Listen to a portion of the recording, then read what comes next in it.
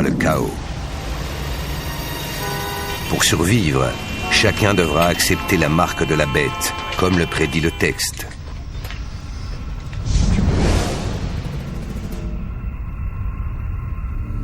Par ces manœuvres, tous, petits et grands, riches ou pauvres, libres et esclaves, se feront marquer sur la main droite ou sur le front.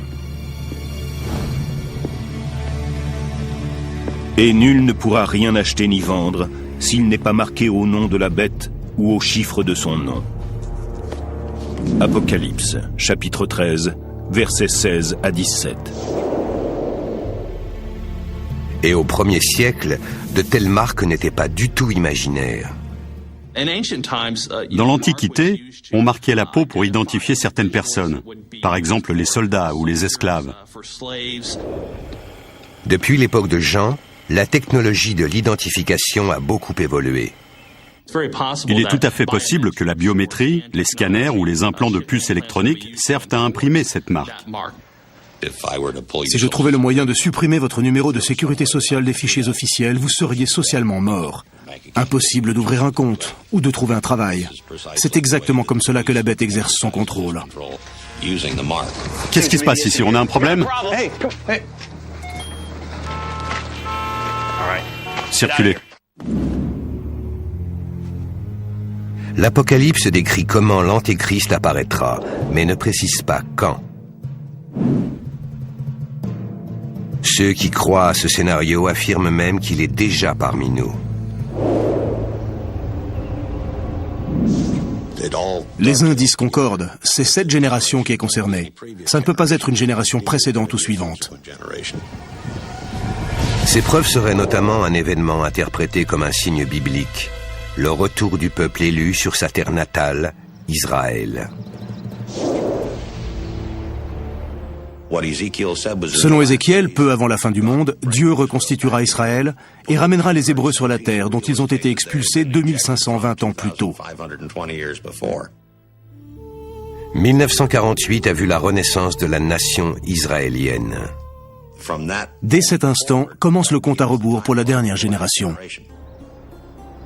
Pour les littéralistes, l'Antéchrist prendra le pouvoir en Israël. Il occupera un lieu saint qui n'existe plus, mais ressortira bientôt de terre, le grand temple de Jérusalem. Ce temple immense a été bâti par le roi Salomon vers 950 avant Jésus-Christ. Pendant 4 siècles, il a été le cœur de la vie religieuse du peuple israélien. En 586 avant Jésus-Christ, il a été détruit par les Babyloniens, puis reconstruit par les Juifs. En 66 après Jésus-Christ, le temple est devenu le berceau du soulèvement des Juifs contre l'Empire romain. Tout a commencé quand un prêtre juif a refusé de procéder au sacrifice quotidien en l'honneur de l'empereur Néron. Néron a alors envoyé 2 légions pour écraser la révolte.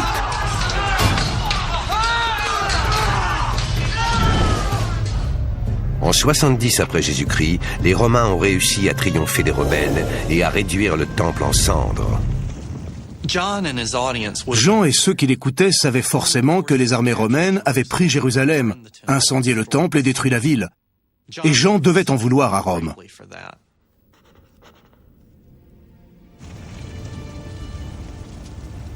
Il ne reste que quelques rares vestiges du temple. Mais un mur de soutènement est toujours debout sur la façade ouest. C'est le fameux mur des Lamentations, le site le plus sacré du judaïsme. Dans l'Apocalypse, Jean décrit une ville sainte, une nouvelle Jérusalem, édifiée sur le site du temple détruit. La construction d'un 3e temple est essentielle, parce qu'on lit dans la 2e aux Thessaloniciens que l'Antéchrist entrera dans le temple juif reconstruit. Il se proclamera Dieu et demandera à être vénéré. Pour de nombreux chrétiens d'aujourd'hui, le temple juif doit être rebâti. À mon avis, il se base sur une lecture très alambiquée de livres apocalyptiques, comme celui de Daniel dans l'Ancien Testament, les textes hébreux et l'Apocalypse.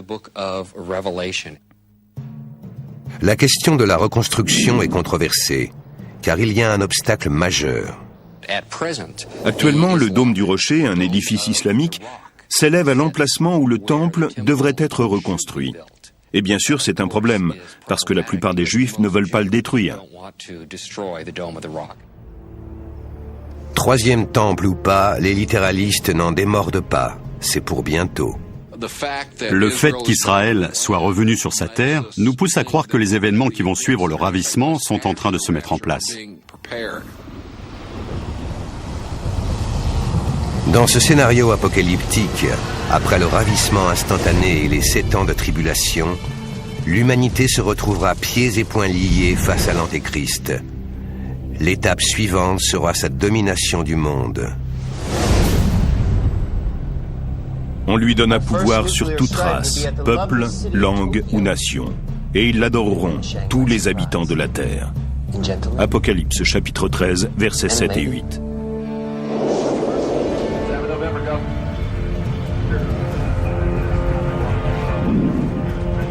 À ce moment-là, l'Antéchrist réunira ses armées et se préparera pour la bataille suprême, le duel final entre le bien et le mal, le combat qui annonce la fin du monde, l'Armageddon.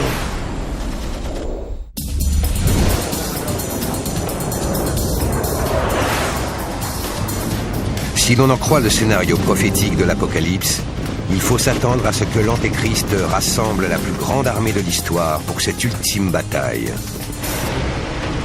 Certains fondamentalistes ont même imaginé la campagne sur une carte. L'Antéchrist va demander à toutes les armées du monde de se réunir dans une zone de bivouac, avant d'avancer sur une centaine de kilomètres au sud pour attaquer Jérusalem.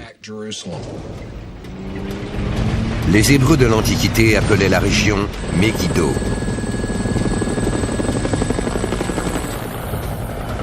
L'Apocalypse lui donne un autre nom, Armageddon. Grâce à la situation stratégique de Megiddo, les Égyptiens y ont vaincu les Cananéens en 1479 avant Jésus-Christ. C'est la première bataille connue de l'histoire. Dans l'Apocalypse, Jean affirme que la ville donnera aussi son nom à la dernière.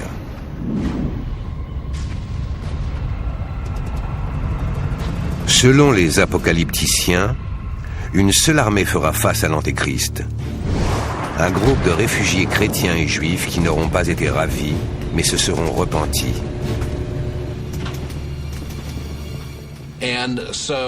Donc les armées avanceront vers le sud et attaqueront Jérusalem.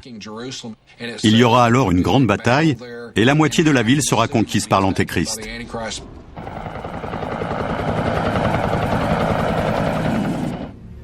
Pour décrire les combats, l'auteur de l'Apocalypse utilise un